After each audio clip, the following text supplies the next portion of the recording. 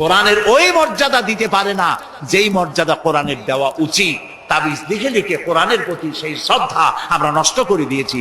তাই এক শ্রেণীর লোকেরা বলে কোরআন হলো পুরাণ, 1400 বছর আগের কোরআন মানুষের উপকার, অর্থনীতি, সমাজনীতি দিবে কি? কারণ আপনি তো অর্থনীতি, সমাজনীতি পড়েন নাই, খালি তাবিজই তালাশ করছেন। কোন জায়গায় তাবিজ পাওয়া যায়? কি সব তাবিজ লেখে, লাল কালি। ধান্দা কেমনে লাগায় দেখেন, টিউবওয়েলের পানি, কলের পানি, ড্রেনের পানি, সালার পানি, বেড়ের পানি, খালের পানি, 7 জায়গার পানি, জাফরানের কালি, এগুলো আনিয়া তারপরে দাগ দেয়। কতগুলো লাল লাল দাগ দিয়া 1233, 1793, 612, 1117 সব হাবি যাবি। এরপরে ফেরেশতাদের নাম রাখে, তারপরে লেখে ইয়া কিতমির, ওই যে এক কুকুরের নাম, হ্যাঁ জিবরাইল মিকাইল তো আছে, কুকুরের নাম লেখে। তারপরে কাপসা দাইতুস, এরপরে কি ধানের তুষ, এই সমস্ত দিয়ে টিয়া কতগুলি নাম টাম দিয়ে তাবিজ বানায়। আবার 40 কি চেহেল কাপ, চেহেল কাপ, কাফাকা, কাফাকা, কামাকা, কুকুকু, কুকুর টুকু জাতীয় চেহেল কাপ। কুমকুমিয়া হাবিবি কোথায় পাইছি আল্লাহ? কোন হাদিসে নেই। সাইফুল হাদিস হযরত মাওলানা মনোয়ার হোসেন মাদানী বসে আছেন, আমি যদি ভুল বলি বলে দিয়ে আছেন নাকি কোন হাদিসে? রাসূলুল্লাহ তাবিজের অনুমতি দেন নাই। হযরতে আব্দুল্লাহ ইবনে মাসউদ রাদিয়াল্লাহু তাআলা আনহু এবং হযরতে হুযায়ফা রাদিয়াল্লাহু তাআলা আনহু সহ অসংখ্য সাহাবী ছিলেন যারা তাবিজকে শিরক বলেছেন, জায়েজ বলেন নাই, শিরক বলেছেন। এরপরে গ্রামে দেখছি কলার ফেতরা, কলার পাতা শুকাই গেল, ওটারে কি কয়? বাসনা কয়, বাসনা বলে, ফেতরা বলে। ওগুলো পেশাবদের কাছে নিয়ে যায়, তারপর কলার ফেতরা গিট দিয়া এরপরে মানুষের গলায় বাঁধে। আহারে, মানুষ কি ছাগল? ওয়ালাকাদ কাররামনা বানি আদম, আল্লাহ বানাইলেন সম্মানিত, ওরে ফেতরার খোল বাঁধে দেয় গলায়। আস্তাগফিরুল্লাহ, আস্তাগফিরুল্লাহ। কিছু কিছু বাচ্চা দেখা যায়, ছোট ছোট বাচ্চা, এতগুলো তাবিজ, হাঁটতেও পারে না। আমি চিন্তা করছি বাচ্চা যদি কথা কইতে পারতো, বাচ্চা কইতেছে আল্লাহ কি অপরাধ করছি, মায়ের পেটে তো ভালোই ছিলাম, এই দুনিয়া আসার পরে এতগুলো তাবিজ দিছে আমার গলায়। এরপরে আজমিরের সুতা, লাল সুতা, কালো সুতা, পিসাবদের কাছে সুতা নিয়ে যায়, ওনারা সুতায় ফু দেয়, ফু দেয় গিরে দেয়, ফু দেয় গিরে দেয়। আহারে, একদম জায়েজ নাই, এগুলো ব্যবসা। প্রিয় ভাই সব, রাসূলুল্লাহ এই কাজ করেন নাই, একজন সাহাবীও তাবিজ লেখেন নাই। ঝাড়ফুঁক জায়েজ আছে, এর অনেক হাদিস আছে, ঝাড়ফুঁক জায়েজ আছে, রাসূলুল্লাহ নিজে করেছেন, ঝাড়ফুঁক করেছেন। আর ঝাড়ফুঁকের জন্য 2টি আলাদা সূরা আল্লাহ তাআলা নাযিল করে দিয়েছেন, মাওয়াজাতাইন, সূরা ফালাক, সূরা নাস।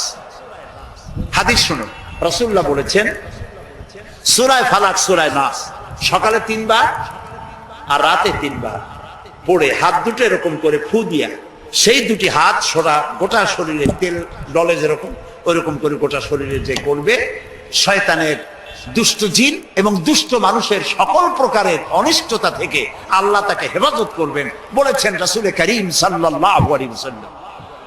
সুতরাং প্রিয় ভাই সব, তাবিজের কাছে আল্লাহর রাস্তায় যাবেন না, আর শিরক করবেন না। আল্লাহ তাআলা বলেছেন আলাইসাল্লাহু বিকাফিন আবদা, আমি আল্লাহ, আমি আমার বান্দার জন্য যথেষ্ট নই? আপনারা কোন অবশ্যই যথেষ্ট, আপনারা বলেন অবশ্যই যথেষ্ট। সুতরাং এই কাজগুলির মধ্যে যাওয়া যাবে না, চাইতে হবে কার কাছে? আল্লাহর কাছে। ডারউইন কয় বোতল খাইয়েছে এই মতবাদ লিখছে আল্লাহই ভালো জানে, যে বান্দরের থেকে মানুষ আবিষ্কার হয়েছে। নাউজুবিল্লাহ। এগুলি পড়ানো হয় কলেজে, বিশ্ববিদ্যালয়, তাই আমাদের সোনার ছেলেরা বান্দরামি করে।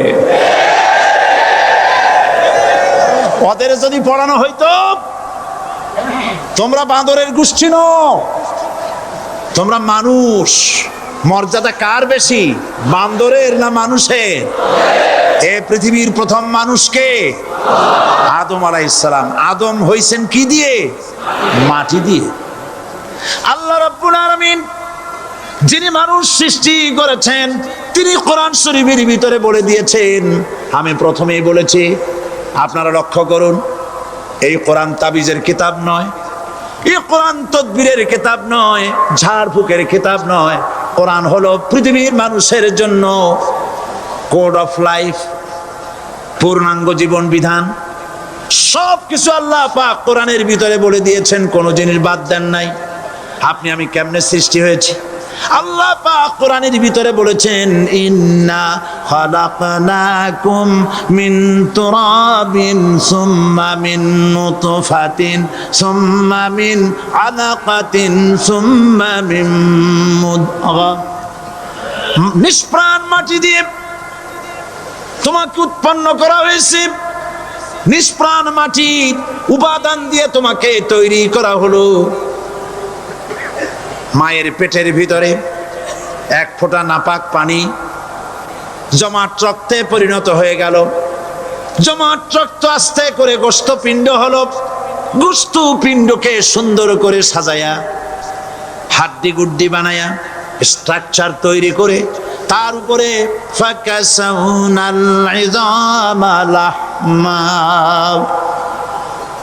চামড়া দিয়ে গোশত দিয়ে সাজায়া সুন্দর করে বানালাম। আল্লাহর পরিচয় শুনুন, আল্লাহ আমার কেমন আল্লাহ। মায়ের পেটের ভিতরে সন্তান বানায়া এরপরে যখন রূহ দেওয়া হয়েছে, ক্ষুধা লেগেছে, খাবারের প্রয়োজন হয়েছে, আল্লাহ রাব্বুল আলামিন ওই কচি বান্দা মায়ের পেটে বসে কি খাবে সেজন্য তার মা চিন্তা করে নাই, বাবা চিন্তা করে নাই, সরকার চিন্তা করে নাই। আল্লাহ রাব্বুল আলামিন মায়ের মাসিক অসুখকে বন্ধ করে দিয়ে সন্তানের নাভির সাথে আর মায়ের নাভির সাথে তার লাগায়া, পাইপ লাগায়া মায়ের মাসিক অসুখের রক্তগুলি দিয়ে সন্তানকে বড় বানালেন। মুখ দিয়া এই রক্ত পান করালেন না, মুখটাকে পবিত্র রেখে দিলেন যাতে করে পৃথিবীতে আসার পর ওই মুখ দিয়া আল্লাহ রাব্বুল আলামিনের জিকির করতে পারো।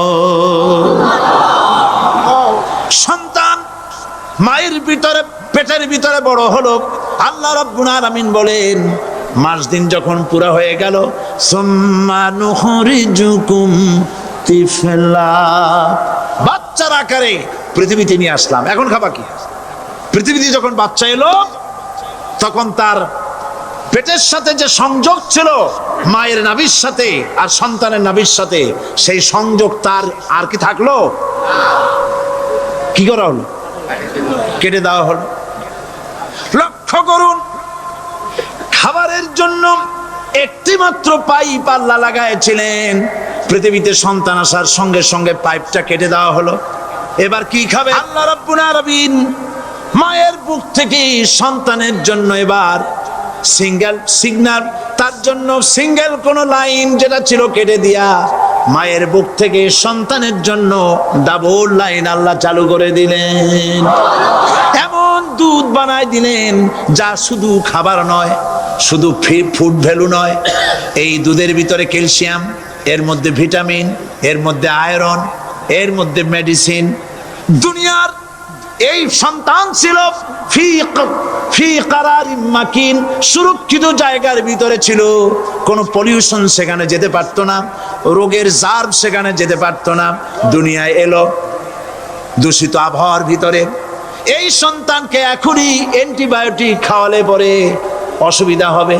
আল্লাহ রাব্বুল আলামিন মায়ের দুধের ভিতরে ঔষধ দিয়া রোগের প্রতিষেধক বানায়া দিলেন। এ হলো আমার আল্লাহ। এ আমার কে? আল্লাহ। জোরে বলেন আল্লাহ। আল্লাহ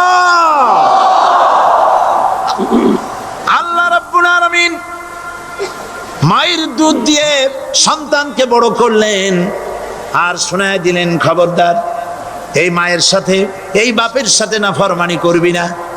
মা বাপের জন্য আমার কাছে দোয়া করবে, রব্বির হামহুমা কামা রব্বায়ানি সগীরা।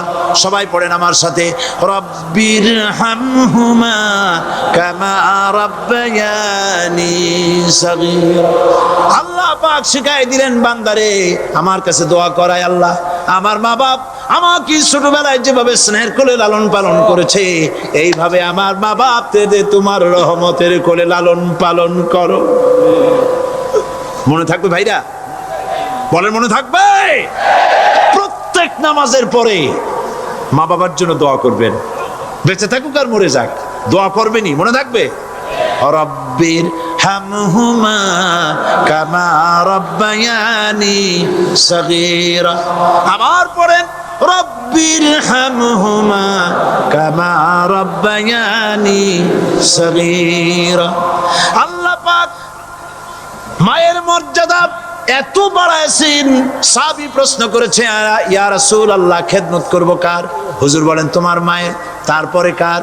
তোমার মায়ের, তারপরে কার? তোমার মায়ের, তারপরে কার? তোমার পিতার।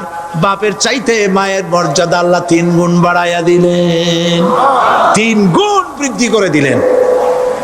হাদিস শরীফে এসেছে হযরত আবী হুরায়রা রাদিয়াল্লাহু তাআলা আনহু রাসূলের কাছে এসে রাতের বেলায় কাঁদতেছিলেন। হুজুর প্রশ্ন করলেন আবু হুরায়রা কাঁদো কেন? হযরত আবু হুরায়রা বলছেন হুজুর মা আমাকে মেরেছে। তিনি প্রশ্ন করলেন আচ্ছা মা তোমারে মারলো কেন? তুমি কি কোনো বেয়াদবি করছো? তিনি বললেন না। তবে মারলো কেন? হযরত আবু হুরায়রা বলেন ইয়া রাসূলুল্লাহ আপনার খেদমত থেকে বাড়ি ফিরতে আমার দেরি হয়ে গিয়েছিল। গভীর রাত্রে যখন বাড়ি গেছি মা আমাকে প্রশ্ন করলেন বাবা দেরি হলো কেন, কোথায় ছিলি? তাম পৃথিবীর মানুষ যেই কদম মোবারক চুমু দিতে পারলে ধন্য হয়ে যায়, সেই আখিরি জামানার পয়গম্বর নবী মুহাম্মদ রাসূলুল্লাহ সাল্লাল্লাহু আলাইহি সাল্লামের দরবার থেকে আসতে আমার দেরি হয়ে গেছে। ইয়া রাসূলুল্লাহ আমার মা আপনার নাম শুনে তার গা জ্বলে উঠল, তিনি কাফের মুশরিকা। আপনার নাম শুনে অগ্নি শর্মা হয়ে আমাকে ধরে পিটানো আরম্ভ করলেন আর বললেন আবু হুরায়রা হয় মুহাম্মদ সাল্লাল্লাহু আলাইহি সাল্লামের বাড়ি ছাড়বি নইলে আমার বাড়ি ছাড়বি, কি করবি বল? মার খেতে খেতে আমি বললাম মা তোমার গায়ে যত শক্তি আছে আমারে মারো, তোমার বাড়ি শুদ্ধ তাম দুনিয়াটা ছেড়ে দিতে পারি, মুহাম্মদ রাসূলুল্লাহর কদম মোবারক ছেড়ে দিতে পারি না। আল্লাহ হুজুর আমার মা গলা ধাক্কা মেরে আমাকে বের করে দিয়েছেন। হুজুর বলছেন আবু হুরায়রা মা তোমাকে মেরেছে আর আমার কাছে নালিশ করছো, আমি তোমার মায়ের কোনো বিচার করতে পারবো না।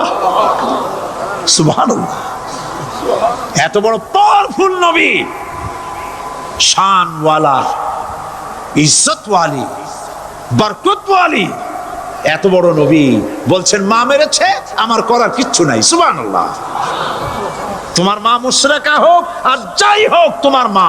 সুবহানাল্লাহ বলেন।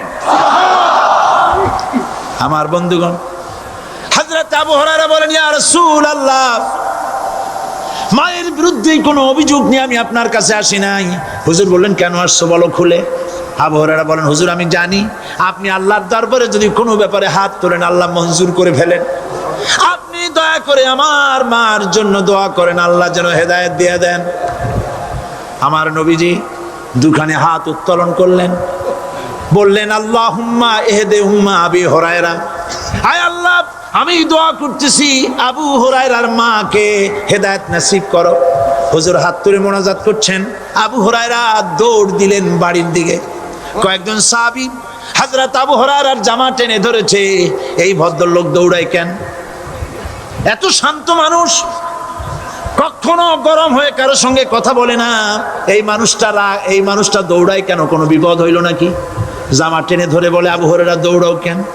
হযরত আবু হুরায়রা বলেন জামা ছেড়ে দাও, কোনো বিপদ আমার হয় নাই, আমি দৌড়াইয়া বাড়ি যাই দেখতে চাই। আমি দৌড়াইয়া আগে বাড়ি যেতে পারলাম না, আমার নবীর দোয়া আগে আমার বাড়ি চলে গেছে, আমি এটা দেখতে চাই। হযরত আবু হুরায়রা দৌড়াতে দৌড়াতে বাড়ি চলে গেছেন। দরজায় নক করলেন, ভেতর থেকে আওয়াজ এলো কে? তিনি বললেন আমি আবু হুরায়রা, মা দরজা খুলে দাও, আমি তোমার সন্তান। মা বললেন বাবা অপেক্ষা করো, দরজা খুলতেছি। হযরত আবু হুরায়রা বলেন মায়ের গলার আওয়াজের ভেতরে কুফরিত কর্কশতা পেলাম না, মায়ের গলার আওয়াজের ভেতরে তাওহীদের নরমিয়াত পেলাম। আমার কাছে মনে হলো আমি আবু হুরায়রা বাড়ি আসার আগে নবীজির দোয়া আল্লাহর আরশে পৌঁছে গেছে। আবু হুরায়রা বলছেন মা আমার কিছুক্ষণ পরে ঘরের থেকে বেরিয়ে এসেছেন, আমি দেখলাম মায়ের শরীর ভিজা, মাথার চুল দিয়া পানি টপকাচ্ছে। মা আমার বললেন বাবারে তোমাকে মারার পর আমি নিদারুণ অনুশোচনায় পড়েছিলাম, মনে মনে ভাবলাম, আহারে আমার সন্তানরা আমি কেন মারলাম? সে তো কোনো খারাপ কাজ করে নাই, কোনো খারাপ জায়গায় যায় নাই, এত ভালো মানুষ যার সম্পর্কে লোকেরা খামোখাই মিথ্যা কথা বলে, এই ভালো মানুষটার কাছে গেছে, সেজন্য আমি মারলাম কেন? বাবা গো, আমি আমার ভুল বুঝতে পেরেছি, জীবনের ভুলও ধরা পড়েছে, আমাকে জলদি করে নিয়ে চলো বিশ্ব নবীর দরবারে। হযরত আবু হুরায়রার মা রাসূলুল্লাহর খেদমতে এসে ঘোষণা করলেন, আশহাদু আল্লা ইলাহা ইল্লাল্লাহু ওয়াহদাহু লা শারীকা লাহু ওয়া আশহাদু আন্না মুহাম্মাদান আবদুহু ওয়া রাসূলুহু। আমার ভাইয়েরা, আল্লাহ রাব্বুল আলামিন মানুষ সৃষ্টি করে পৃথিবীতে পাঠায় দিলেন, খাবারের ইন্তজাম করলেন, এগুলি সব আল্লাহর পরিচয়। আল্লাহরে চেনার জন্য বড় বড় কিতাব ঘাটা লাগে না, কিসমতে যদি থাকে দুই একটা দৃষ্টান্ত যথেষ্ট হয়ে যায়। সুবহানাল্লাহ, সুবহানাল্লাহ, দুই একটা দৃষ্টান্ত যথেষ্ট। আল্লাহ পাক সমস্ত সৃষ্টি জগৎকে তৈরি করলেন, সৃষ্টি করলেন, আর তাদের খাদ্যের ব্যবস্থা করলেন। কে করেছেন খাদ্যের ব্যবস্থা? খাদ্য দেন আল্লাহ। কিন্তু অহংকারী যারা, তারা বলে দেশের বাম্পার ফলনের জন্য সমস্ত কৃতিত্ব সরকারের। বলেন আস্তাগফিরুল্লাহ, বলেন নাউজুবিল্লাহ। এদের একজন বলছিল, 3 বছর কিছু দিবার পারুম না। লোকেরা কয় আমরা না খাইয়ে থাকুম, আল্লাহ কয় আমিও দেহুম। কদ্দুর পারো না খাইয়ে থাকতে? ফসল কে দেন? জোরে বলেন, কে দেন? বাম্পার ফসলের ফলনের দাবি সরকার করতে পারে না, এটা কুফরি, এটা শিরক। জমিনের ফসল কে দেন? আকাশের বৃষ্টি কার? পানি কার? সার কার? সব আল্লাহ পাক। আল্লাহ পাক কোরআন শরীফে বলেছেন, لئن شكرتم لأزيدنكم ولئن كفرتم إن عذابي لشديد। আমার নিয়ামতের শুকর যদি আদায় করো বাড়ায় দেব, আর যদি কৃতজ্ঞ হও, শুকরিয়া আদায় না করো, মস্ত বড় শাস্তি দেব। ফসল দেই আমি, আর শুকরিয়া আদায় করো তোমার বাজানে। ঠিক কিনা? শুকরিয়া আদায় করে কার? বাজানে। লোকের, একটি মানুষের যেই প্রশংসা এই সরকার করলো, বিগত 4.5 বছর ধরে একটা মানুষের যত জিকির করলো, প্রশংসা করলো, ছবি টানাইলো, যদি এতটা জিকির, এতটা স্মরণ আল্লাহ রাব্বুল আলামিনের করতো, ওদের জন্য আল্লাহর জান্নাতের দরজা খোলা হয়ে যেত। প্রশংসা করবে কার? চিল্লায় বলুন, আল্লাহ পাকের প্রশংসা করো। খেতে দেওয়ার মালিক তিনি। আল্লাহ পাক বলছেন, আল্লাহকে, তার পরিচয় আল্লাহ তুলে ধরেছেন, ওয়ামা মিন দাব্বাতিন ফিল আরদি ইল্লা আলাল্লাহি রিজকুহা। এই পৃথিবীর ভিতরে এমন কোন বিচরণশীল জীব নাই যার রিস্কের দায়িত্ব আমি আল্লাহ গ্রহণ করি নাই। সুবহানাল্লাহ বলবেন না? রিস্কের দায়িত্ব কার হাতে? আচ্ছা দেখুন তো, পৃথিবীর সমস্ত সরকারের কাছে বিভিন্ন মন্ত্রণালয় আছে না? খাদ্য মন্ত্রণালয় বলে কোনো মন্ত্রণালয় আছে কিনা? আছে। খালি কয় খামু আর খামু। খাদ্য মন্ত্রণালয় আছে, থাকার পরেও মানুষ না খাইয়া মরে। ঠিক কিনা?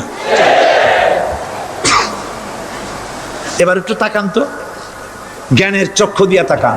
ফরেস্ট এরিয়া, বাঘ আছে কিনা? নাই। সিংহ আছে কিনা? গন্ডার আছে কিনা? হাতি আছে কিনা? বিশাল বিশাল প্রাণী আছে কিনা? জঙ্গলে ছোট্ট প্রাণী থেকে, পোকা থেকে শুরু করে গন্ডার পর্যন্ত, টুনটুনি পাখি দিয়ে শুরু করে ঈগল পাখি পর্যন্ত, নদীর ভিতরে ছোট্ট চুনো পুঁটি থেকে শুরু করে তিমি মাছ পর্যন্ত। প্রাণী তত্ত্ববিদরা বলেছেন সমুদ্রের ভিতরে এমন এমন বড় বড় তিমি আছে যে একটা তিমির ওজন 5000 টন পর্যন্ত হয়ে যায়। 5000 টন তিমিটার ওজন। এর যখন বাচ্চা হয় তখন বাচ্চার দৈনিক দুধ লাগে 50 থেকে 60 মণ পর্যন্ত। কে ব্যবস্থা করে?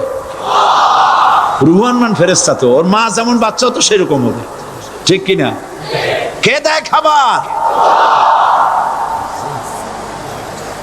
এবার দেখেন তো আপনার দেশের এই জঙ্গলে কত হাতি আছে। হাতিরা মিছিল করে আসছে যে আল্লাহ আমাদের এখন আর খাইতে টাইতে দিতে পারে না, বাংলাদেশের গভর্নমেন্ট কিছু দাও। আসছে না, খাইয়া ক্ষুধার জ্বালায় হাতি মরেছে, বাঘ মরেছে, সিংহ মরেছে। এর কোনো দৃষ্টান্ত আছে? ক্ষুধার জ্বালায় আকাশের উড়ন্ত পাখিরা ছটফট করে মারা গেছে, দৃষ্টান্ত আছে? নদীর মাছেরা ক্ষুধার জ্বালায় ভেসে উঠেছে, না খাইয়া মরে গেছে, দৃষ্টান্ত আছে? মহান আল্লাহ রাব্বুল আলামিন কোরআন শরীফের ভিতরে বলেছেন অনেক প্রাণী এমন আছে যারা তাদের খাদ্যকে সঞ্চয় করে না, খাদ্যকে জমা করে না, আহরণ করে না। সকাল বেলায় একটা খাবার খেলো, দুপুরে কি খাবে তার জানা নাই। শকুন পৃথিবীর মাটি থেকে 3 মাইল উপরে ওড়ে, তার চোখকে আল্লাহ পাক এত তীক্ষ্ণ বানিয়ে দিয়েছেন। এই চট্টগ্রামের কোথায় মরা গরু আছে 3 মাইল উপর দিয়ে দেখতে পায়? সুবহানাল্লাহ করতে ইচ্ছে করে না। এই প্রাণীগুলি খাবারগুলি কোনো গভর্নমেন্ট জোগাড় করে রাখে নাই। আল্লাহ পাক বলেন সবার খাবার আমি দেই। সকাল বেলায় সমস্ত প্রাণীগুলি, মহাশূন্যে পাখি, পানির ভিতরে মৎস্যরাজি, জঙ্গলের ভিতরে হিংস্র প্রাণী, পোকামাকড় থেকে শুরু করে সবগুলো খালি পেটে সব বেরিয়ে যায়, কারো কোনো খাবারের মজুদ নাই। সন্ধ্যা হতে না হতে সমস্ত প্রাণীগুলির পেট ভরাইয়া আমি আবার যার যার ঘরে বেরায় দেই। ওয়ামা মিন দাব্বাতিন ফিল আরদি ইল্লা আলাল্লাহি রিজকুহা। সমস্ত প্রাণীর রিজকের দায়িত্ব আমি আল্লাহর হাতে। কে দেয় রিজেক? জোরে বলুন, কে দেন? আল্লাহ পাক। কি খাবেন সব আল্লাহ জোগাড় করে দিয়েছেন। তরি তরকারি জোগাড় করেছেন, মাছ জোগাড় করেছেন, চাউল দিয়েছেন, খাবার দিয়েছেন, গোশত দিয়েছেন, সব দিয়ে দিয়েছেন। আল্লাহ রাব্বুল আলামিন সমস্ত জিনিস দিয়ে মানুষকে আল্লাহ পাক তার জন্য আল্লাহ সব করেছেন। খালাকালাকুম মা ফিল আরদি জামিআ। এই পৃথিবীতে যা তৈরি করেছে সব তোমার জন্য। এ হচ্ছে আমার আল্লাহ। এ হচ্ছে আমার কে? আল্লাহ। সে আল্লাহ পাক বলছেন, আল্লাহর পরিচয় তিনি স্রষ্টা, তিনি রিজেক দাতা। এবার আইনদাতা কে? আইনদাতা কে? আরো জোরে বলুন। আইনদাতা আল্লাহ হচ্ছে আল্লাহর পরিচয়। ইনিল হুকমু ইল্লা লিল্লাহ আলা লাহুল খালকু ওয়াল আমর। সৃষ্টি যার, আইন চলবে তার। আমার দেশে আল্লাহর আইন চলছে? আমাদের দেশের কল কারখানা, ক্ষেত খামার, অফিস আদালত আল্লাহর আইন অনুযায়ী চলে? চলে না। বরং আল্লাহর আইনকে মুছে ফেলার জন্য নিজেদের আইন সৃষ্টি করার জন্য প্রচেষ্টা চালানো হচ্ছে। আল্লাহর আইন মানুষের জন্য সব থেকে বেশি উপযোগী, কারণ সৃষ্টি করেছেন কে? বলেন, কে করেছেন? আল্লাহ। প্রত্যেকটি মেশিন আপনি যা কিনবেন, রেডিও হোক, টিভি হোক, যে কোনো যন্ত্র হোক, গাড়ি হোক, তার সাথে একটা লিটারেচার, একটা বই তার সঙ্গে দিয়ে দেওয়া হয়। ওই বইয়ের মধ্যে লেখা থাকে এটা কিভাবে চালানো হবে, অপারেট করা হবে, তার সিস্টেম লেখা থাকে। আপনার ইচ্ছা মতো চালাইলে হবে না। এই মানব গোষ্ঠীকে সৃষ্টি করেছেন। এখন আপনি যদি আপনার আইন মতো চালান, তা কি চলবে? চলবে না। আপনি আপনার আইন মতো চালাচ্ছেন, ভালোভাবে চলতেছে? চলতেছে না। স্বরাষ্ট্রমন্ত্রী বলতেছেন সন্ত্রাসীদেরকে মাটির তলা থেকে খুঁজে বের করা হবে। কিন্তু নাকের উপর দিয়ে ব্রিফকেস চুরি হয়ে যায়, উনি তা ধরতে পারেন না। এই হলো আইন। অনাবরত খুন হচ্ছে, অনাবরত সন্ত্রাসী তৎপরতা চলছে, আর ওনারা বলছেন আগের থেকে এগুলি চলে আসছে, একজনের খুনের বিচার না হইলে এরকম খুন তো হইতেই থাকবে। তাহলে খুনকে, হত্যাকে, সন্ত্রাসকে সরকার জাস্টিফাইড করছেন। নাউজুবিল্লাহি মিন যালিক। এই জন্য আইন হতে হবে আল্লাহর। আইন হতে হবে কার? চিল্লায় বলেন আল্লাহ পাকের আইন হতে হবে। আমি একদিন পার্লামেন্টে বলেছিলাম, আমার দেশের নেতা নেত্রীরা বারবার হজ করতে যান, উমরা করতে যান, সেখান থেকে আসার সময় কি আনেন? আতর, পাথর, সুরমা আর খুরমা, এই কিছু নিয়ে আসলেন। কিন্তু আমি বলেছি, আপনারা কি কিছু চোখে দেখেন না? পার্লামেন্টে এইভাবে বক্তৃতা করেছে, কিছু চোখে দেখেন না? আমি প্রশ্ন করে আমি আবার জবাব দিচ্ছি, আপনারা যারা হজ করতে যান, উমরা করতে যান, হজের কথাই ধরি, এই হজ করতে যখন যান তখন মুজদালিফায় একটা রাত কাটাইতে হয়। সেটা কোন দিন? ইয়ৌমে আরাফার পরের দিন। এই মাঠে দালান কোঠা আছে, এখানে বেড়া আছে, শামিয়ানা আছে, পর্দা আছে, তাবু আছে, কিচ্ছু নাই। লক্ষ লক্ষ নারী আর পুরুষ পাশাপাশি শুয়ে থাকে, তাও সুবহানাল্লাহ কইতে ইচ্ছে করে না। সারা রাত জনে জনে পুলিশ পাহারাদার নাই। কিরকম মেয়ে এলো, চাঁদের সৌন্দর্য হার মানায় দিতে পারে এরকম সুন্দরী, এরকম সুন্দরী নারী, সুদর্শন পুরুষ পাশাপাশি রাস্তার ধারে মরুভূমির ভিতরে সারা রাত কাটাচ্ছে। ইয়ৌমে আরাফার পরের রাতটা, একটা রাত পুরা। এভাবে চলতেছে বছরের পর বছর, শতাব্দীর পর শতাব্দী, সহস্রাব্দীর পরে সহস্রাব্দী। আমি প্রশ্ন করি, পৃথিবীর ইতিহাসে কেউ কি এমন কথা বলতে পেরেছে, লিখতে পেরেছে যে মুজদালিফার রাতে সেখান থেকে 10টা নারী হাইজ্যাক হয়েছে, 5টা নারী লাঞ্ছিত হয়েছে? বলতে পারবে? গভীর রাত্রে পুরুষ সঙ্গী ছাড়া সুন্দরী রমণী, যুবতী রমণী একাকিনী নিজের ঘর ছেড়ে আল্লাহর ঘরে তাওয়াফ করতে আসে। তাওয়াফ সেরে তাহাজ্জুদের নামাজ পড়ে আল্লাহর কাছে মোনাজাত করে একা একা হাজার হাজার লাখো পুরুষের ভিতর থেকে আপন ঘরে ফিরে যায়। কারো বাবার হিম্মত নাই একবার তাকায় সে তো রূপ উপভোগ করার জন্য আবার তাকায়, অথবা তার আঁচল ধরে টান মারে। আছে ইতিহাস? কথা কন না কেন? সুন্দরী একটা মাইয়া মক্কা থেকে মদিনা থেকে পাওয়া যায় না, 15 দিন হয়ে গেছে। হয়েছে কখনো? এবার জবাব দেন, কেন হয় না? কেন হয় না? আমার দেশের মেয়েরা রাস্তা দিয়ে হাঁটতে পারে না। হাই স্কুল মেয়েদের, হাই স্কুল মেয়েদের কলেজ যখন ছুটি হয়, তথাকথিত সোনার ছেলেরা গেটের সামনে এতিমের মতো কারায় থাকে। অনবরত হাইজ্যাক হচ্ছে, ধর্ষণের সেঞ্চুরি হচ্ছে। আর ওখানে হয় না কেন? ওখানে হয় না এই কারণে, এই কোরআনের আইন আল্লাহ রাব্বুল আলামিন যে আইন দিয়েছেন, ওখানে আইন বলবৎ আছে। আছে নাকি? আছে কিনা? কোন পুরুষ কোন নারীকে ধর্ষণ করেছে যদি প্রমাণিত হয়, সে যদি ফাহাদের ছেলে হয় আর ফাহাদের মেয়েও হয়, কোরআনের শাস্তি হলো পাথর মেরে উড়াইয়া দাও। তাকে জানিয়ে দেওয়া হবে রেডিও টিভির মাধ্যমে, জেনাকারের ব্যভিচারীর শাস্তি হবে। চতুর্দিকে হাজারো লোকেরা দাঁড়াবে, হাতে পাথর নিয়ে পাথর মেরে তাকে তার গোশত হাড্ডি বাতাসের সাথে উড়ায় দেবে। একজন মানুষ আর একজন মানুষকে খুন করলো, এই আসামি ধরা পড়ে গেল, কোরআনের শাস্তি হলো যখন ধরা পড়বে প্রমাণিত হবে যেমন ভাবে হত্যা করেছে পরেও হত্যা করো। এই দৃশ্য, এই আইন যদি বাংলাদেশে যদি এই আইন চালু হয়ে যেত, খুনের আসামি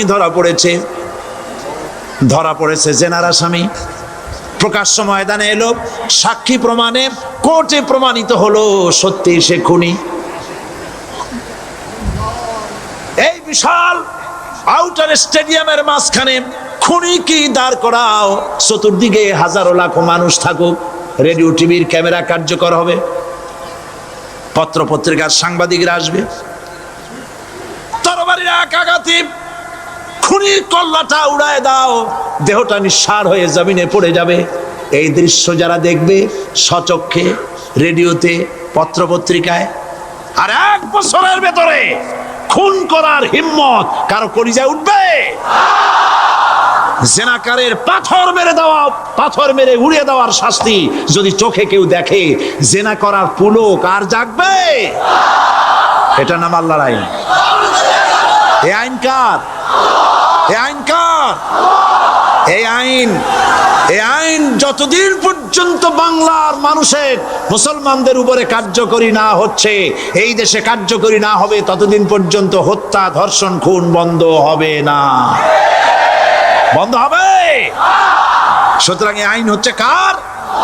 আরো জোরে বলেন, আল্লাহ রাব্বুল আলামিন। মহান আল্লাহ রাব্বুল আলামিনের এই আইন অনুযায়ী যদি দেশ চলে, মানুষ শান্তি পাবে, চুরি বন্ধ হবে, ডাকাতি বন্ধ হবে, জেনা বন্ধ হবে, হত্যা ধর্ষণ বন্ধ হয়ে যাবে। নবীজি এমন একটি আইন চালু করে দিয়ে, কোরআনের বিধান চালু করে দিয়ে এমন একটা সমাজ চালু করেছিলেন, যেই সমাজ সম্পর্কে হুজুর নিজে বলেছেন, খায়রুল কুরুনে কারনি, সর্বশ্রেষ্ঠ যুগ হলো কার যুগ? আমার যুগ। সুবহানাল্লাহ বলেন। রাসূলের যুগ হলো সর্বশ্রেষ্ঠ যুগ। সেই কোরআন, সেই হাদিস আজও আছে না নাই? বলেন জোরে, আজও আছে না নাই? সেই কোরআন এবং সুন্নাহ দিয়ে দেশ শাসন হোক, এটা কি আমরা চাই? কারা কারা চাই? দু হাত উঁচু করে দেখা।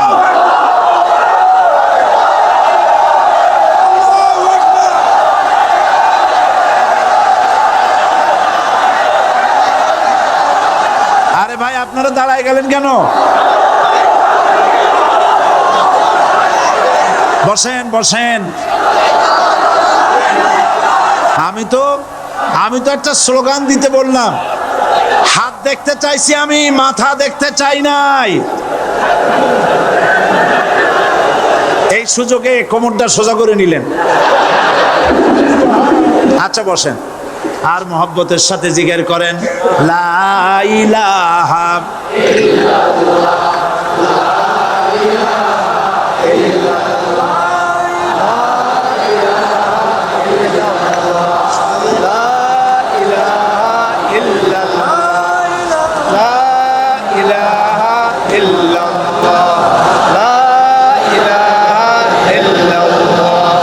জোরে সরে সবাই জিকির করেন, লা ইলাহা ইল্লাল্লাহ, লা ইলাহা ইল্লাল্লাহ, লা ইলাহা ইল্লাল্লাহ, লা ইলাহা ইল্লাল্লাহু মুহাম্মাদুর রাসূলুল্লাহ। বসুন, আমরা মুনাজাত করব। আল্লাহ রাব্বুল আলামিন আয়াতুল কুরসির ভিতরে আল্লাহর সার্বভৌমত্বের কথা বলেছেন, আল্লাহু লা ইলাহা ইল্লা হুয়াল হাইয়ুল কাইয়্যুম। পড়েন আমার সাথে সবাই, আল্লাহু লা ইলাহা ইল্লা হুয়াল হাইয়ুল কাইয়্যুম। আল্লাহ হচ্ছেন যিনি ছাড়া কোনো ইলাহ নাই, তিনি শাশ্বত চিরঞ্জীব। সুবহানাল্লাহি বিহামদিহি। আগামীকাল এর বাকি অংশ আমি আপনাদের সামনে আলোচনা করব ইনশাআল্লাহ। জোরে বলেন ইনশাআল্লাহ। দাঁড়ানো ভাইরা বসেন, আপনাদের পাশে যারা দাঁড়িয়েছেন অনুরোধ করে বসায় দেন। বলেন যে আর 5টা মিনিট বসেন, আল্লাহর রাস্তায় হাইটেন না। হ্যাঁ বলেন, বলেন আপনারা যে আল্লাহর রাস্তায় হাইটেন না, বসেন, সবাই বসেন। এত বড় মাহফিলের মুনাজাত, সুবহানাল্লাহ বলেন। চট্টগ্রামের ইতিহাসের শ্রেষ্ঠ মাহফিল, চিল্লায় বলেন সুবহানাল্লাহ। গোটা বিশ্বের কোরআনের শ্রেষ্ঠ মাহফিল, বলেন সুবহানাল্লাহ। জোরে বলেন আলহামদুলিল্লাহ। আগামীকাল এ মাহফিলের আখেরি মুনাজাত হবে ইনশাআল্লাহ, বলেন ইনশাআল্লাহ।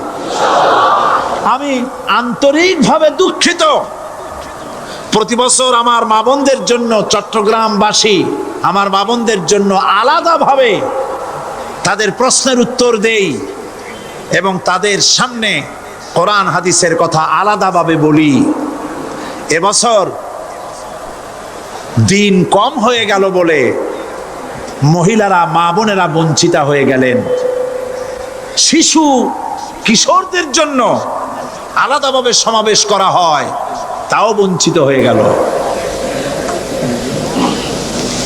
এই বিশাল তাফসীরুল কোরআন মাহফিলের বরকত থেকে চিটাগংবাসীকে যারা বঞ্চিত করলো, আল্লাহ তাদের হেদায়েত নসিব করে দিয়ে। যদি হৃদয় থাকে, যদি হৃদয় বলে কিছু থাকে, বিবেক বলে যদি কিছু থাকে, আর শরীর যদি মুসলমানের পিওর রক্ত থাকে, তাহলে বাড়ি বসে অনুশোচনা করা উচিত, চোখের পানি ফেলানো উচিত ওই সব লোকের যারা এই বরকতপূর্ণ মাহফিলকে বাধা দিয়েছে। আর যাদের কলজের মধ্যে আল্লাহ মোহর মেরে দিয়েছে, এগুলোর তো হেদায়েত হবে না।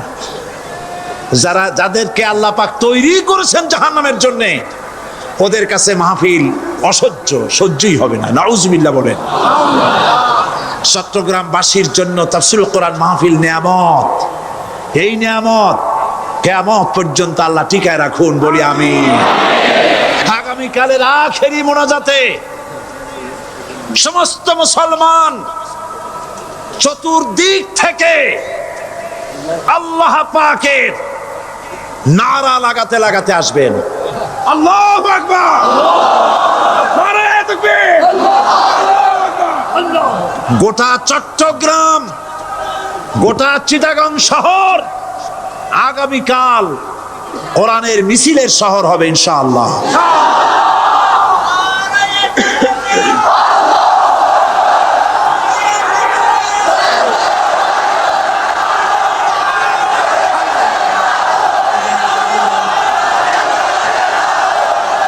সকল ধন এবং সম্পদের মূল মালিক হচ্ছেন আল্লাহ পাক। সমস্ত ধন সম্পদের মালিক কে? আল্লাহ সুবহানাহু ওয়া তাআলা।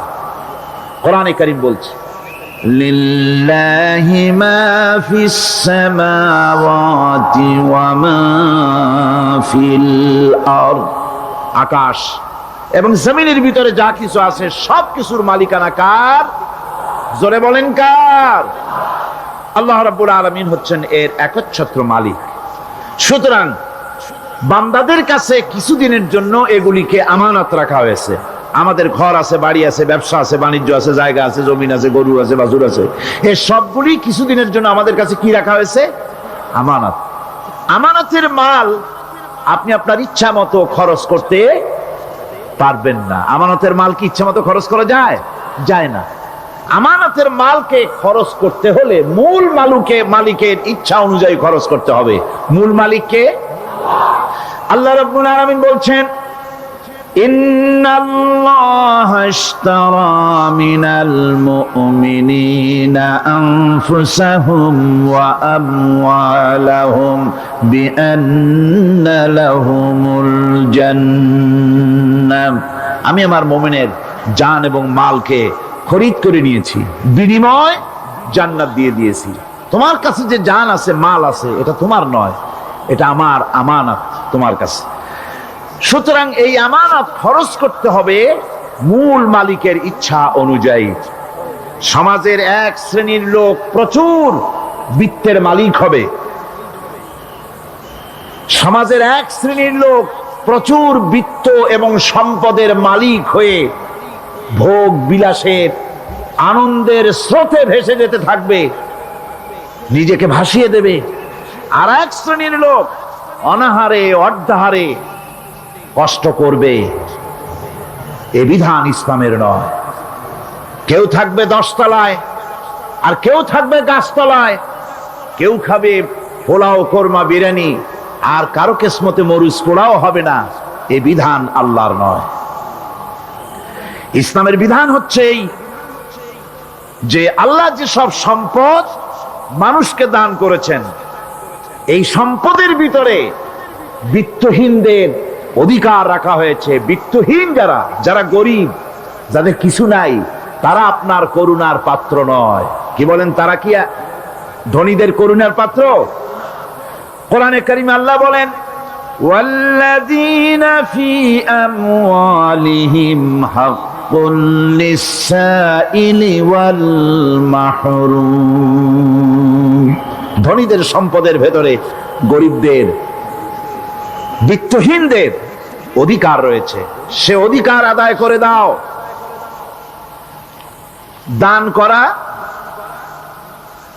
এমনি দিয়ে দাও এক জিনিস, গরিবদেরকে বিত্তহীনদেরকে ইসলাম করুণার পাত্র বানায় নাই, বলেছে অধিকার। অধিকারটা বড় মজবুত কথা, এ কথার লোড আছে, ওয়েট আছে। আপনার আমার সম্পদের, অর্থাৎ যাদের বিত্ত আছে, বিত্ত সম্পদওয়ালা সম্পদশালী লোকেদের সম্পদের ভেতরে গরিবদের অধিকার রয়ে গেছে। সে অধিকার আদায় করতে হবে। ইসলাম সকল মানুষের দারিদ্র দূর করে বেঁচে থাকার মৌলিক অধিকার প্রতিষ্ঠিত করেছে। রাসূল করিম সাল্লাল্লাহু আলাইহি ওয়াসাল্লাম বলেছেন, লাইসা লি ইবনি আদম হাক্কুন সিওয়া হাযিহিল খিসাল, বাইতুন ইয়াসকুনুহু ওয়া সাওবুন ইউয়ারি আওরাতাহু ওয়া জালফাল খুবজি ওয়াল মা। আখরাজাহু তিরমিজি। তিরমিজি শরীফের হাদিসের ভেতরে এসেছে, রাসূল করিম সাল্লাল্লাহু আলাইহি ওয়াসাল্লাম বলেছেন, প্রত্যেকটি বনি আদমের তার বাস করার জন্য একটা গৃহ, এবং লজ্জা ঢাকার জন্য, শীত নিবারণের জন্য তার বস্ত্র, আর ক্ষুধা মিটাবার জন্য তার পানি আর রুটি ইত্যাদির ব্যবস্থা করতে হবে। চাই সে মুসলমান হোক আর হিন্দু হোক আর খ্রিস্টান হোক, বনি আদম, আদমের সন্তান যে মানুষ, যে তার এই অধিকার ইসলাম প্রতিষ্ঠিত করেছে। আজ বলা হচ্ছে খাদ্য বস্ত্র বাসস্থান সমাধান দেবে অমুকরা তমুকরা, এরকমের স্লোগান হয় না? ওরা দিতে পারবে না, ওরা দিতে পারে নাই। খাদ্য বস্ত্র শিক্ষা চিকিৎসা বাসস্থানের গ্যারান্টি দিয়েছে কোরআন, দিয়েছে আল্লাহ রসুল জনাব মুহাম্মদ রাসূলুল্লাহ সাল্লাল্লাহু আলাইহি ওয়াসাল্লাম। ইসলাম অর্থনৈতিক নিরাপত্তার জন্য যে সব পন্থা অবলম্বন করেছে, সেটা হচ্ছে যে সমাজের কর্মক্ষম সকল ব্যক্তি রুজির জন্য পরিশ্রম করবে, কেউ বসে থাকতে পারবে না। এটা হচ্ছে ইসলামের নিয়ম, কেউ বসে থাকতে পারবে না। কোরআনে কারীম বলছে, ফাইদা কুদিয়াতিস সালাতু ফান্তাশিরু ফিল আরদ ওয়াবতাগু মিন ফাদলিল্লাহ। ফাইদা কুদিয়াতিস সালাত, যখন তোমার নামাজ সম্পূর্ণ হয়ে গেল, ফান্তাশিরু ফিল আরদ, ছড়িয়ে পড়ো আমার জমিনের উপরে, ওয়াবতাগু মিন ফাদলিল্লাহ, আর আমার অনুগ্রহ অনুসন্ধান করো। রুজি কামানো কোনো খারাপ জিনিস না। কেউ মনে করে সারাদিন বসে বসে আল্লাহর জিকির করব, কেউ দুনিয়াটারে ঝামেলা মনে করে জঙ্গলে চলে যেতে চায়। এটা নিয়ম না। আপনি বসে থাকতে পারবেন না, আপনাকে কাজ করতে হবে। রুজি কামাই করাটাকে কোরআনে কারিমে এতটা সম্মান দিয়েছে, যেটাকে ফদলুল্লাহ বলা হয়েছে। ফদলুল্লাহ, এটা আল্লাহর অনুগ্রহ। সুবহানাল্লাহ বলেন। এটাকে ফদলুল্লাহ বলা হয়েছে, এটা জিনাতুল্লাহ বলা হয়েছে। আপনি যে কাপড় চোপড় ব্যবহার করেন, এই কাপড় চোপড়ের ব্যাপারে আল্লাহ পাক প্রশংসা করেছেন, কাপড় চোপড় সুন্দর পড়তে বলেছেন। তারপরে রুজি রোজগার হালাল করতে বলা হয়েছে, এবং রুজি কামাবার ব্যাপারে হালাল ভাবে রুজি কামাবার জন্য ইন্সপিরেশন দেওয়া হয়েছে কোরআন এবং হাদিসে। রাসূল করিম সাল্লাল্লাহু আলাইহি ওয়াসাল্লাম বলেছেন, আল কাসিবু হাবিবুল্লাহ, সহস্তে যে উপার্জন করে সে আল্লাহর বন্ধু। যে ব্যক্তি ঠেলা গাড়ি চালায়, কুলি মজুর রিক্সা চালায়, নিন্দা নাই, তাকে নিন্দা করা যাবে না। রিকশাওয়ালাও একটা গুরুত্বপূর্ণ দায়িত্ব পালন করছে। কুমার, কামার, তাঁতি, জেলে, ধোপা, নাপিত সবাই কাজ করছে। প্রত্যেক কাজের সম্মান ইসলাম দেয়। সুবহানাল্লাহ কোন। সমস্ত কাজের সম্মান আছে, শুধুমাত্র সম্মান নাই চুরির কাজের, ডাকাতির কাজের, সন্ত্রাসের কাজের, চাঁদাবাজির কাজের, মাস্তানির কাজের। এই সব কাজ নিন্দনীয় এবং এই সব কাজ নিতান্ত বাজে কাজ। এ কাজের কোনো সম্মান নাই। সম্মান হচ্ছে নিজের হাতে কামাই করে সারা দিনে এক মুঠো খাবারও যদি খান, আপনার খাবারের চাইতে হালাল খাবার কারো হতে পারে না। আল্লাহর বন্ধু সোজা কথা না। আল কাসিব হাবিবুল্লাহ, সহস্ত উপার্জনের এত বরকত। সেজন্য অর্থনৈতিক নিরাপত্তার জন্য সমাজের প্রত্যেকটি কর্মক্ষম লোককে কাজ করতে হবে। কি করতে হবে? নামাজ পড়া হয়ে গেছে, এখন আর বসে থাকা চলবে না। নেমে পড়ুন কাজের জন্য, আল্লাহর অনুগ্রহ অনুসন্ধান করুন।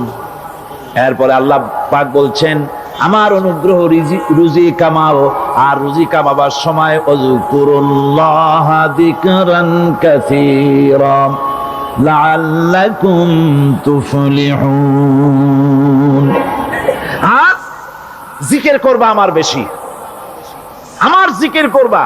বলা হচ্ছে রুজি অনুসন্ধান করো, আর বলা হচ্ছে আমার জিকির করো। তো জিকির আর রুজি সন্ধানের ভিতরে সামঞ্জস্য কি? সামঞ্জস্যটা হচ্ছে এই যে আপনি যখন উযকুরুল্লাহ কাসীরান, আপনাকে বেশি করে জিকির করতে হবে। জিকির মানে কি? স্মরণ করা। জিকির মানে কি? স্মরণ করা। আল্লাহকে স্মরণ করেন। রুজি যখন কামাতে যাবেন স্মরণ করবেন কারে? চিল্লায় কোন কারে? আপনি রুজি কামাবার জন্য চাকরি করতেছেন, অফিসে বসে যদি আল্লাহ রাব্বুল আলামিন আপনার স্মরণে থাকে, তাহলে ঘুষ খাওয়া আপনার জন্য সম্ভব হবে না। কথা ঠিক কিনা? আল্লাহ পাক বলছেন, রুজি কামাবার জন্য তুমি যে পরিশ্রম করবে, ওই পরিশ্রমের সময় বেশি বেশি জিকির করো, আমারে স্মরণ রাখো। অফিসে বসে যখন তুমি কাজ করবে, আমি যদি স্মরণে থাকি, তাহলে তুমি ঘুষ খাইতে পারবা না। তুমি জমিন চাষ করবে, জমিন চাষ করার সময় আমি যদি তোমার স্মরণে থাকি, জমিনের আইল ঠেলা তোমার পক্ষে সম্ভব হবে না। যত রকমের রুজির রোজগারের পথ আছে, আমাকে স্মরণ করো, খারাপ পথ থেকে বাঁচো, হালাল ভাবে রুজি কামাও। হালাল রুজির ভিতরে আল্লাহ রব্বুল আলামিন বরকত দিয়ে দিবেন। আর কাজ করার জন্য বলা হয়েছে, রাসূল করিম সাল্লাল্লাহু আলাইহি ওয়াসাল্লাম বলেছেন, ইজা সাল্লাইতুমুল ফাজরা ফালা তানুমু আন তালবি আরযাকিকুম। ফজরের নামাজ পড়া হয়ে গেছে, ঘুমায়ও না। আমাদের একটা আম অভ্যাস হয়ে গেছে ফজরের নামাজ পড়ে ঘুমানো। হাদিস শরীফে বলা হচ্ছে, ফজরের নামাজ পড়া হয়ে গেছে, ঘুমায়ও না। রুজি তালাশ করো, রিজিক তালাশ করো, নিজের সাহায্য করো, অন্যকে সাহায্য করো, নিজের সংসারের জন্য কাজ করো, অন্যের জন্যও করো। হালাল ভাবে রুজি কামাই করে বউকে একটা ব্লাউজ কিনে দিয়েছেন, একটা শাড়ি কিনে দিয়েছেন, বাচ্চাকে ক্লাসের বই কিনে দিয়েছেন, বাজার থেকে মাছ তরিতরকারি কিনে অক্ষম ব্যক্তিদেরকে সহযোগিতা করবে। যারা নাকি উপার্জন করতে পারে না, ওই জাতীয় লোকদেরকে তারা সহযোগিতা করবে। ওয়াকফুলু গানিয়ুহুম ফাকিরাহুম, সেই সমাজের যারা নাকি সামর্থ্যবান, তারা রোজগার করবে এবং গরিবদেরকে সহযোগিতা করবে। আল্লাহর নবী বলেছেন, সে ব্যক্তি মুমিন নয়, সে ব্যক্তি মুমিন নয়, সেই ব্যক্তি মুমিন নয়। সাহাবায়ে কিরাম হতচকিত হয়ে উঠলেন, প্রশ্ন করলেন, নবীজি কোন ব্যক্তি মুমিন নয়? আল্লাহর নবী বলেন, যেই ব্যক্তি পেট পুরে আরাম করে ঘুমায় গেল, এ কথা জানার পর যে তার প্রতিবেশী না খেয়ে শুয়ে আছে, ক্ষুধার যন্ত্রণায় কাতরাচ্ছে, এ কথা জানার পরে যেই মুসলমান ব্যক্তি আরাম করে পেট ভরে খেয়ে ঘুমায়, সে কখনো মুমিনের দাবি করতে পারে না, মুমিন হতে পারে না। কত বড় কথা! ইসলাম মানুষকে তাগিদ করেছে তার প্রতিবেশীর উপরে লক্ষ্য রাখার জন্য, তার প্রতিবেশীকে লক্ষ্য রাখার জন্য, গরিব মানুষের প্রতি লক্ষ্য রাখার জন্য। রাসূল করিম সাল্লাল্লাহু আলাইহি ওয়াসাল্লাম বলছেন, আইয়ু রাজুলিন মাতা দিয়ান বাইনা আগনিয়া ফাকাদ বারিয়াত মিনহুম জিম্মাতুল্লাহি ওয়া রাসূলুহু।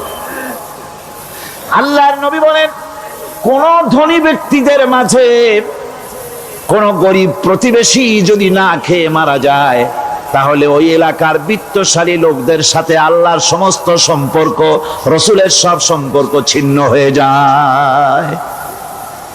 কে বলতে পেরেছে এত বড় কথা? মানুষের অর্থনৈতিক নিরাপত্তার জন্য কত বড় কথা বলেছে ইসলাম, বলেছে বিশ্বনবী জনাবে মুহাম্মদ রাসূলুল্লাহ সাল্লাল্লাহু আলাইহি ওয়াসাল্লাম। আল্লাহ রাব্বুল আলামিন বলেন, ধনীদের হাতে যেন সম্পদগুলি পুঞ্জীভূত হয়ে না যায়, কাইলা ইয়াকুনা দুলাতাম বাইনাল আগনিয়াই মিনকুম, তোমাদের ধনীদের হাতে যেন সম্পদগুলি, সমাজের সম্পদগুলি যেন পুঞ্জীভূত না হয়, সেগুলি বরং ছড়িয়ে আস্তে করে যেন সমস্ত গরিব যেন সাধারণের কাছে যেতে পারে, সে ব্যবস্থা করতে হবে। যাকাত প্রদানের মাধ্যমে ধনীদের কাছ থেকে নিয়ে গরিবদেরকে দিয়ে দিতে হবে। আর বুখারী শরীফের সারা ফাথুল বারীতে হাফেজ ইবনে হাজার আসকালানী রাহিমাহুল্লাহ তিনি বলেছেন, যাকাত যদি ধনীরা না দেয়, যদি কেউ দিতে বাধা দেয়, ফামানিমতানা উখিযাত বিহি কাহরান, যদি যাকাত না দেয় জবরদস্তি করে যাকাত আদায় করে নিবে গভর্নমেন্ট। যাকাত দিতেই হবে। মুনকিরিনে যাকাত, যারা যাকাত দিতে অস্বীকার করেছিল, হযরতে সিদ্দিক আকবর, হযরতে আবু বকর সিদ্দিক রাদিয়াল্লাহু তাআলা আনহু, তিনি তাদের সম্পর্কে বলেছিলেন, ওয়াল্লাহি লাউ কাতিলান্না মান ফাররাকা বাইনাস সালাতি ওয়াজ যাকাত, অবশ্যই আমি ওই সম্প্রদায়ের লোকের বিরুদ্ধে যুদ্ধ ঘোষণা করব যারা নামাজ আর যাকাতের মধ্যে পার্থক্য সূচিত করবে। যারা নামাজ তো পড়বে কিন্তু যাকাত দিবে না সরকারের কাছে, যাকাত আদায় করবে না, তাদের বিরুদ্ধে যুদ্ধ ঘোষণা করব। ইসলামী সরকার যদি প্রতিষ্ঠিত হয়, তাহলে এই যাকাত আদায় করা হবে। যাকাত কেউ নিয়ে বসে থাকতে পারবে না, যাকাত আদায় করা হবে। আমাদের দেশে নিয়ম মাফিক যদি যাকাত আদায় করা হতো, এই দেশ যদি ইসলামী গভর্নমেন্ট হতো, আল্লাহ যেন দয়া করে দেন, কন্যা আমিন। আল্লাহ পাক যদি দয়া করে দেশটার ইসলামী রাষ্ট্র বানায় দেন, তাহলে যাকাত তো আদায় করে নেওয়া হবে। যাকাত দিতে আপনি বাধ্য, গরিব মানুষ থাকবে না। এখনো বাংলাদেশে নিয়ম মাফিক যদি যাকাত আদায় করা হয়, নিয়ম মাফিক মানে সোনার যাকাত, রূপার যাকাত, নগদ ক্যাশের যাকাত, ফসলের ওষুধ, সঠিকভাবে যদি আদায় করা হয়, তো একেবারে কম করে হলেও 1000 কোটি টাকা যাকাতের টাকা কালেকশন হতে পারে। এটা কি কম কথা? 1000 কোটি টাকা, এই টাকা আদায় করা হচ্ছে না। এই টাকা আদায় না করার কারণে যে শূন্যতার সৃষ্টি হচ্ছে, এই ভ্যাকুয়ামকে পূর্ণ করার জন্য এগিয়ে এসেছে 7 সমুদ্র 13 নদীর উপর থেকে এনজিওরা। এনজিওরা এসে আমাদের দেশে, সব এনজিও খারাপ আমি তা বলি না, বহু এনজিও আছে যারা এদেশের উন্নয়নের, আর্থসামাজিক উন্নয়নের জন্য তারা প্রচেষ্টা করছে। রাস্তাঘাট, স্কুল কলেজ, চিকিৎসা ইত্যাদির দিকে কাজ করছে। যতগুলি এনজিও আমাদের দেশে আছে, তার ভিতরে 52টা এনজিও গোনা বাছা যারা ইসলামের প্রকাশ্য দুশমন, আর এর শীর্ষস্থানে আছে ব্র্যাক। এই এনজিও গুলি তারা আমাদের দেশে এসে সুদি কারবার শুরু করেছে, পরিপূর্ণভাবে সুদের কারবার।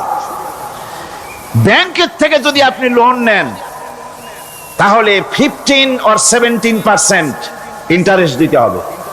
আর ওদের কাছ থেকে যে সুদ, যে টাকা নেওয়া হয়, সেই টাকায় গ্রামীণ ব্যাংক থেকে শুরু করে ব্র্যাক বলেন, কারিতাস বলেন, অক্সফাম বলেন, অ্যাডাপ বলেন, যেগুলি আছে, এগুলি সুদ নেয় 30 থেকে 34% পর্যন্ত। গোটা জাতিকে গ্রাম পর্যায়ে তারা সুদের নিবিড় চাষ করতেছে। ঘরে ঘরে সুদ পৌঁছে দিয়েছে, মুসলমান নারীদেরকে বেহুরমতি করেছে, ইসলামের ঐতিহ্য ধ্বংস করতেছে, নারীদেরকে বিপর্দা করতেছে, আমার দেশের ফ্যামিলি স্ট্রাকচারকে এনজিওরা ধ্বংস করে দিচ্ছে।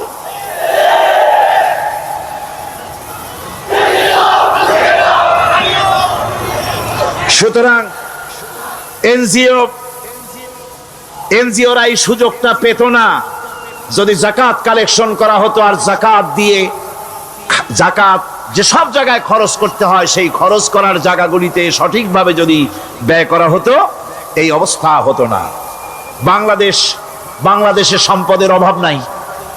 যারা বলে বাংলাদেশ গরিব, আমি তাদের সাথে একমত নই। আক্ষরিক অর্থে বাংলাদেশ গরিব নয়, বাংলাদেশে সম্পদ আছে। বাংলাদেশে যে জিনিসটার অভাব সেটা হচ্ছে ইনসাফ ভিত্তিক বন্টনের অভাব। এখানে কেউ তো 1000 বিঘা জমির মালিক, বিঘা বুঝেন না কি কন আপনারা? কানি। কেউ তো 1000 কানির মালিক, আর কারো তো রান্নাঘর উঠাবার জায়গা নাই। কথাটা ঠিক কিনা? কেউ তো শত শত কোটি টাকা, কত কোটি টাকা যে আছে তা হিসাব করে মাসখানেক লাগবে, গুনিয়া খুলাইতে পারবে না। আর কারো তো একটা ট্যাবলেট কেনার পয়সা নাই। সুতরাং আমার দেশে যেভাবে গরিব বলা হয় আক্ষরিক অর্থে ওইভাবে আমার দেশ গরিব নয়। আমাদের দেশে সম্পদ আছে, বহুত জমি অনাবাদি ফেলে রাখা হয়েছে। রাসূল করিম সাল্লাল্লাহু আলাইহি ওয়াসাল্লাম বলেছেন, সেই ব্যক্তির জমিন রাখার অধিকার নাই যে ব্যক্তি তা চাষের আওতায় না আনে। আছে না বহুত জমি পড়িয়া? আবাদযোগ্য জমি আমাদের দেশে আছে যা, তার 2,40,00,000 একর। আমাদের ভূমি সম্পদ রয়েছে, বনজ সম্পদ যা আছে সেটা হচ্ছে 32,53,860 একর জুড়ে বিরাট বনজ সম্পদ আমাদের আছে। ভূমি সম্পদ আছে, বনজ সম্পদ আছে। আমাদের রয়েছে পানি সম্পদ, প্রায় 250 নদী, 3,600 বর্গ মাইল জুড়ে নদীগুলো প্রবাহিত আছে। আমাদের পানি সম্পদ আছে। আমাদের গ্যাস সম্পদ আছে, যে গ্যাস অন্তত 100 বছর চলতে পারে। প্রত্যেক বাড়িতে বাড়িতে গ্যাসের সংযোগ দিলেও 100 বছরে ফুরাবে না। আলহামদুলিল্লাহ কইতে ইচ্ছা করে না? জোরে কোন আলহামদুলিল্লাহ। আমাদের গ্যাস সম্পদ রয়েছে, আমাদের মৎস্য সম্পদ আছে, পশু সম্পদ আছে, কৃষি সম্পদ আছে, আরো রয়েছে বিপুল জনশক্তি। জনশক্তিকে আজ সবচাইতে বার্ডেন মনে করা হয়। জনশক্তিকে বলা হয় বাংলাদেশের সবচাইতে বড় সমস্যা, জনশক্তি সমস্যা। এটা হচ্ছে যে সরকার আসে তারই ভূতে পায়, যে যায় লঙ্কা সে আর মানুষ হালে ফেরে না, মানুষগুলি তার জন্য জ্বালা। অথচ এই মানব শক্তি হচ্ছে শ্রেষ্ঠ শক্তি। ইউনিভার্সিটি জনমের মতো না বাড়াইয়া, এখন তো ইউনিভার্সিটি দাবি করতেছে সকলে, গ্রামে গঞ্জে থানায় রান্নাঘরে সব জায়গায় কয় আমাদের ইউনিভার্সিটি দাও। আর ইউনিভার্সিটির ফজিলত কি তা তো আমরা দেখতেইছি। এর থেকে বেশি করে পলিটেকনিক ইনস্টিটিউট, ভোকেশনাল ইনস্টিটিউট ইত্যাদি যদি বানানো হতো, ভিক্ষার হাতকে কর্মীর হাতে যদি পরিণত করা যেত, মানুষগুলিকে যদি কর্মক্ষম করা যেত, তাদেরকে যদি মডার্ন টেকনোলজি যদি শিক্ষা দেওয়া যেত, তাহলে এই মানব শক্তি রপ্তানি করে বা পৃথিবীর বিভিন্ন দেশ থেকে মূল্যবান বৈদেশিক মুদ্রা অর্জন করা যায়। সেটা না করে মানুষ হইছে জ্বালা, জনমের মতো এদেরকে মারো। এটা হচ্ছে ট্রেনের 3rd ক্লাস প্যাসেঞ্জার্স মেন্টালিটি। সেটা কিরকম? সেটা হচ্ছে ট্রেনে যখন মানুষ চলে 3য় শ্রেণীতে, একবার উঠে বসলে সে অন্যের জন্য জায়গা ছাড়ে না। জায়গা খালি আছে, আর একজন এসে বললে ভাই আমার একটু বসতে দাও, কয় না ভাই এখানে লোক আছে। আসলে কিন্তু লোক নাই। আপনি যদি বলেন যে সেই লোক আসলে আমি জায়গা ছেড়ে দেবো, ততক্ষণ তো বসি। আপনি বসলেন, এরপরে আপনি তো বুঝছেন যে লোকটা ফাঁকিতেছে, ওই চিন্তা আপনার মধ্যেও ঢুকবে, আর একজন আসবে বসার জায়গা আছে, আপনি বলবেন না এখানে জায়গা নাই। ট্রেনের 3rd ক্লাস প্যাসেঞ্জারদের যে মন মানসিকতা, বর্তমান মুসলিম দেশগুলির সরকার প্রধানেরা ঠিক ট্রেনের থার্ড ক্লাস প্যাসেঞ্জারদের চাইতেও থার্ড ক্লাস। মানব শক্তিকে কাজে লাগাবার চিন্তা না করে উল্টা চিন্তা তারা করছেন। এত সম্পদ থাকা সত্ত্বেও বাংলাদেশ আজ যে অভাব সৃষ্টি হয়েছে তা কৃত্রিম, এবং তা সৃষ্টি হয়েছে এটা এর একমাত্র দায়ী এর জন্য রাজনৈতিক ষড়যন্ত্র। রাজনৈতিক ষড়যন্ত্রের কারণেই এই অভাব সৃষ্টি হয়েছে। গোড়া থেকেই আমাদের দেশটি ষড়যন্ত্রের শিকার। প্রথমে ব্রিটিশ বেনিয়ারা 200 বছর পর্যন্ত গোলামির জিনজির পরিয়ে দিয়েছে। 200 বছর গোলামির পর দ্বিজাতি তত্ত্ব এবং মুসলিম সংখ্যাগরিষ্ঠতার ভিত্তিতে 47-এর আজাদি, তারপর পশ্চিমাদের শোষণ বঞ্চনা থেকে মুক্তি লাভের জন্য 71-এর আজাদি, এরপরে দেশের 90% হচ্ছে মুসলমান। 90% কারা? চিল্লায় বলেন না কারা? পৃথিবীর এই দ্বিতীয় বৃহত্তম মুসলিম জনগোষ্ঠীকে খ্রিস্টান আর ইহুদিরা তারা চেয়েছে জনগণকে খ্রিস্টান বানাতে। আমাদের দেশের জনগণকে তারা চায় খ্রিস্টান বানাতে। যারা কমিউনিস্ট তারা চায় আমাদেরকে নাস্তিক বানাতে। আর পার্শ্ববর্তী দেশের পেইড এজেন্ট যারা আমাদের দেশে আছে তারা চায় পৃথিবীর নিকৃষ্টতম কুহুরি মতবাদ, ধর্ম নিরপেক্ষ মতবাদের মাধ্যমে গোটা জাতিকে ধর্ম থেকে দূরে সরিয়ে দিতে চায়। সুতরাং এই ষড়যন্ত্রের শিকার হয়ে আছে বাংলাদেশ। বাংলাদেশের এই আর্থসামাজিক প্রেক্ষাপটে ইসলামের বিধান ছাড়া, আল্লাহর দেওয়া বিধান ছাড়া এর কোনো মুক্তি নাই, এর নাজাতের কোনো পথ নাই। আল্লাহ রাসূল ক্ষমতা আরোহণ করলেন, রাষ্ট্রের মালিক হলেন, প্রেসিডেন্ট হলেন। রাসূলুল্লাহ কি হলেন? আল্লাহর নবী প্রেসিডেন্ট হলেন। সমাজের গরিব দুঃখীদের ব্যাপারে নবীজি বললেন, মান তারাকা মালান ফালওয়ারাসাতিহি ওয়া মান তারাকা দিয়ান আও কুল্লা ফালিয়াতিনি ফাইন্না মাওলাহু, রাওয়াহুল বুখারী।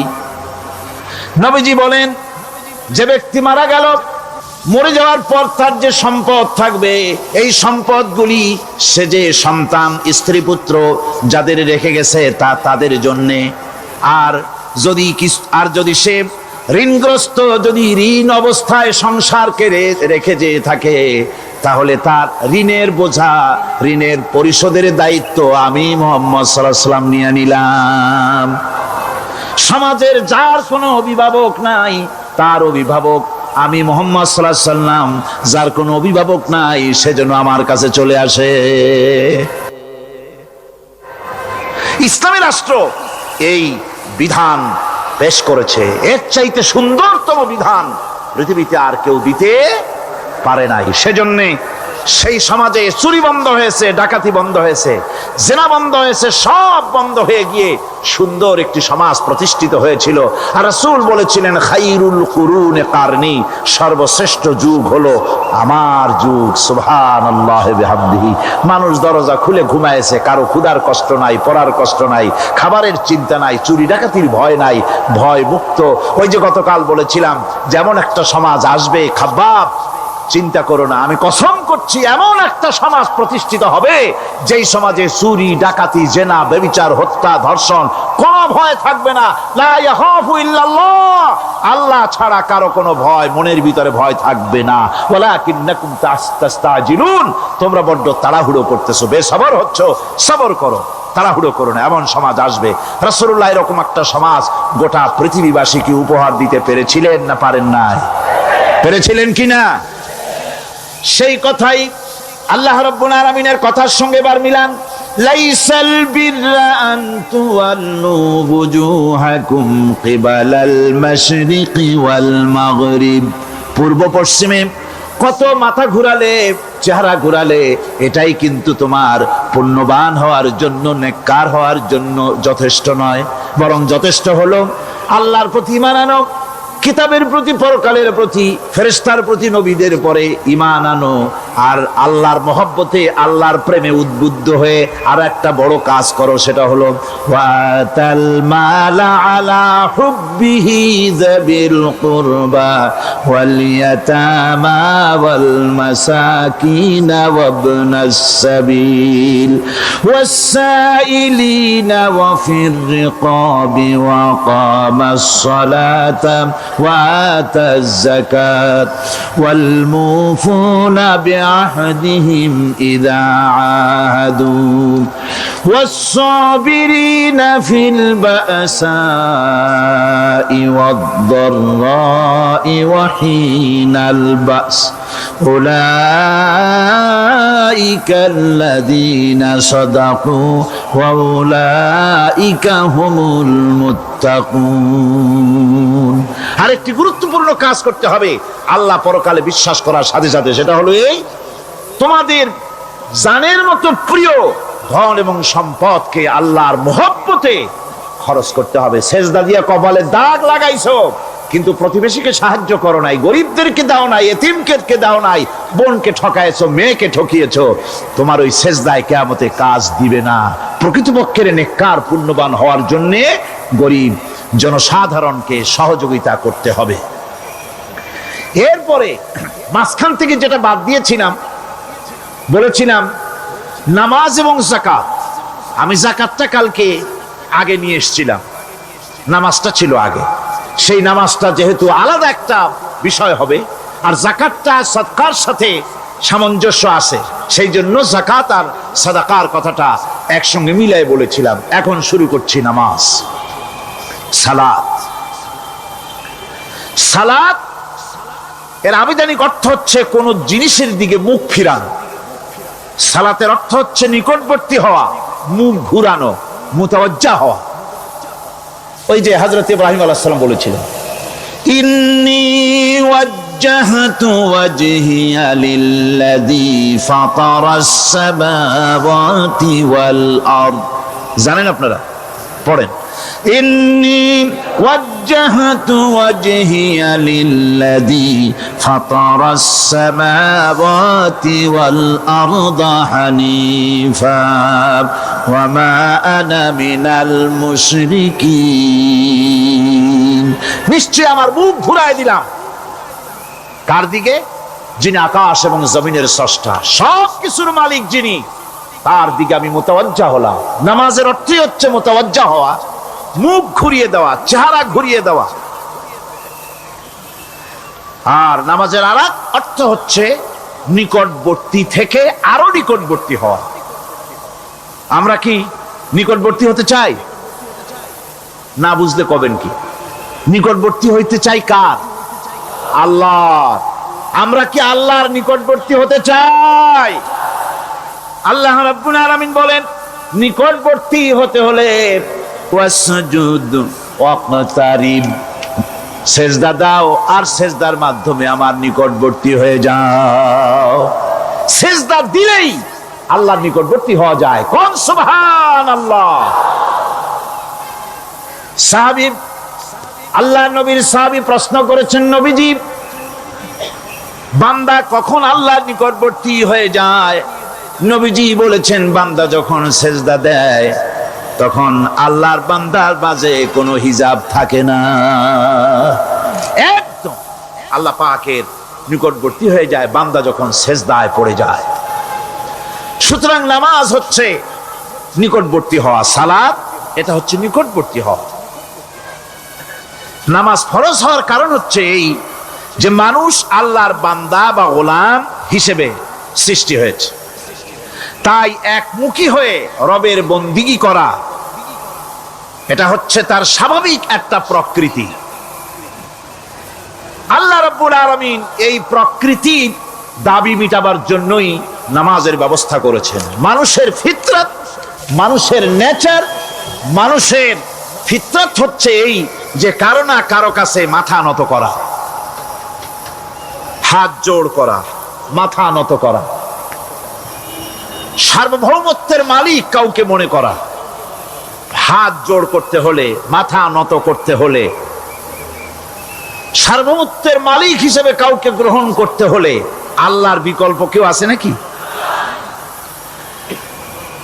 ইসলামের মূল দাওয়াতটা হলো ফিতরাত অনুযায়ী দাওয়াত দেওয়া হয়েছে, মানুষ যেন মাথা নত করে, গোলামি করে। এজন্য আল্লাহ রব্বুল আলামিন বলেছেন যে আমি মানুষ এবং জিনকে সৃষ্টি করেছি, তার কারণটাই হলো মা খালাকতুল জিন্না ওয়াল ইনসা ইল্লা লিয়াবুদুন। মানুষ আর জিন জাতিকে সৃষ্টি করা হয়েছে ইবাদতের জন্য, গোলামির জন্য। ইবাদত আর গোলামি এটাই করতে হবে, গোলামি করতে হবে, দাসত্ব করতে হবে। আর এই দাসত্ব, আল্লাহর আনুগত্যই গোলামির দাওয়াত দিয়েছেন দুনিয়ার সব নবীরা। কোন নবী বলেন নাই যে আমার গোলামি করো। কেউ বলেছেন? বলেন জোরে, কেউ বলেছেন? আল্লাহ পাক বলেন ওয়ালাকাদ বা'আসনা ফি কুল্লি উম্মাতির রাসূলা আন ইবুদুল্লাহা ওয়াজতানিবুত তাগুত। প্রত্যেক জাতির জন্য আমি রাসূল প্রেরণ করেছি, তারা মানুষকে দাওয়াত দিয়েছেন এই কথা বলে যে এক আল্লাহর গোলামি করো, তিনি ছাড়া কোনো ইলাহ নাই, আইনদাতা নাই, বিধানদাতা নাই, তার গোলামি, তার সামনে মাথা নত করে দাও। আর প্রত্যেক নবীর যুগেই নামাজ রোজা শরীয়তের মধ্যে ছিল। নামাজ রোজা কম বেশি প্রত্যেক নবীর জামানায় আল্লাহ পাক এটাকে বাধ্যতামূলক করেছিলেন। নামাজ রোজা যাকাত সব নবীদের জন্য বাধ্যতামূলক ছিল, তার উম্মতের জন্য বাধ্যতামূলক ছিল। নামাজ হচ্ছে তাওহীদের অবশ্যম্ভাবী এক বহির্প্রকাশ। তাওহীদের জন্য তাওহীদবাদী মানুষ যারা, তাদেরকে নামাজ আদায় করতেই হবে।